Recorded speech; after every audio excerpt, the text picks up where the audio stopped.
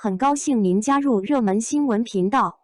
现在订阅并分享频道会更有趣。吴磊张震剑来11月初开机，从泥坪巷到剑气长城，这场奔赴值得等待。当屏幕上划过剑来将在11月初开机，吴磊出演陈平安的消息时，许多书粉和观众的心情和我一样，指尖的动作都不由自主地停顿了一下。作为追随烽火戏诸侯原著多年的老读者，同时也是看着吴磊一路成长起来的观众，这样的命中注定几乎让人联想到陈平安在泥坪巷拾起第一枚铜钱的场景，意外、珍贵，又带着某种宿命感。剑来不同于大多数仙侠作品里开局自带光环的男主角，陈平安的开场是地狱模式。父亲为护他打碎本命词遭秘密处决，母亲抑郁而终，他只能穿着草鞋在龙窑里做苦工，甚至连一顿饱饭都成了奢望。然而，就是这样一个几乎被命运掐住咽喉的少年，却在心底默默种下了君子不救非不能也的信念。他不曾拥有开挂的天赋，却始终走在自我修行与坚守的路上。这个角色的难度在于要演出底层少年的破碎感，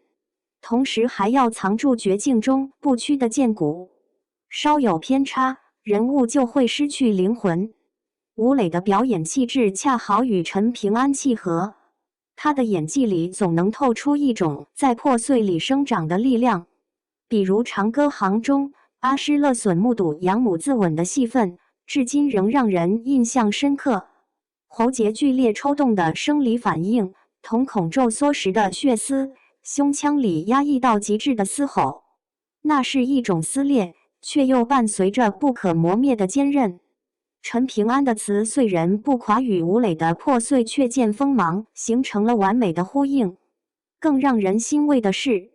为了贴近泥腿子剑仙的特质，吴磊提前半年进行体能特训。晒得小麦色的皮肤和紧实的肌肉线条，让书粉直呼这就是从龙窑走出来的少年。从路透里他蹲在泥地里啃冷馒头的画面，也透出一种天然的市井气与倔强感。陈平安的成长线横跨数十载，从草鞋少年到落魄山宗主，再到剑气长城隐官，角色层次极为丰富，需要演员用细腻的表演一点点堆砌。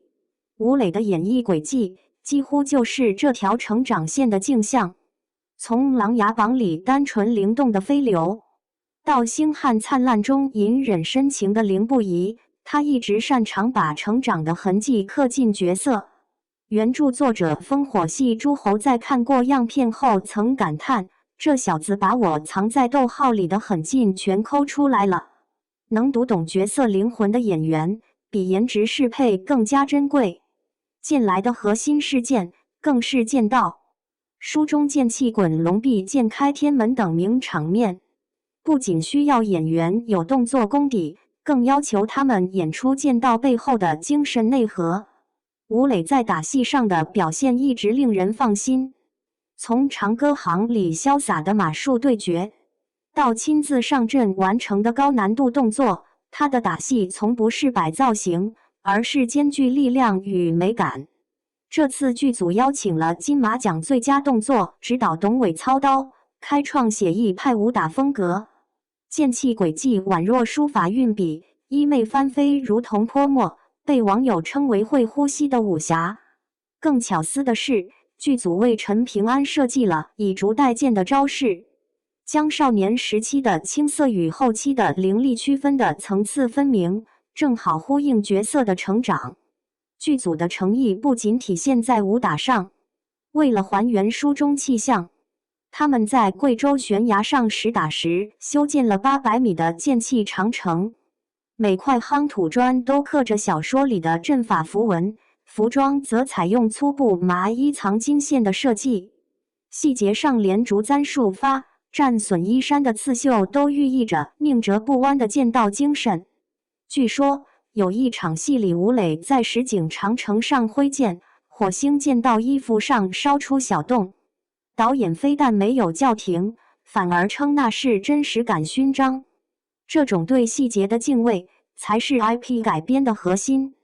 如果说吴磊是陈平安的形与神，那张震的加盟就像为剧集注入了一枚定海神针。多年未演古装的他，自带一种历经江湖却初心未改的沉稳气场。无论他饰演哪位剑仙前辈，都能与吴磊形成薪火相传的张力，让江湖格局更厚重。这种优秀青年演员加实力影帝的组合，不仅能撑起角色的成长线，也能让整个作品在层次上更具分量。导演张弛宇的加入，为这部剧增添了几分惊喜。他曾执导羞羞的铁拳、独行月球，最擅长在宏大叙事里埋下细腻的情感伏笔。这一次，他既是监制又是总编剧，既能把控剑来中儒家思想与剑修哲学的深度，又能避免仙侠剧常见的说教感。剧组甚至把《道德经》的理念融入剑修对决的桥段，让君子不救的思辨自然流淌在对话里。可见，他们想做的不仅是热闹的武侠剧，更是有厚度的精神之作。当然，作为书粉，也深知 IP 改编的难度。近来庞大的世界观，跨越数百章的情感铺垫，藏在字缝间的哲思，要转化为视听语言，并不容易。但从目前已曝光的信息来看，剧组显然没有急着流量化，而是沉下心打磨细节，小到陈平安3月初2午饭的米粒数量，大到龙泉实景的一复刻，都透着尊重原著的态度。吴磊曾说过，好角色是需要互相成就的。陈平安需要他去沉淀，而剑来也需要观众去耐心等待。毕竟，从倪萍巷到剑气长城，陈平安走了数十年。从小说到剧集的还原，也值得以慢工出细活的方式去呈现。11月初，开机的钟声就要敲响。那个穿着草鞋，从倪萍巷一步步走来的少年，终于要从文字化为影像。或许最终的呈现难免会有遗憾，但光是吴磊的陈平安站在实景剑气长城上这个画面，就足以让书粉和剧迷心动不已。正如陈平安在书里所说，有些路总得有人走。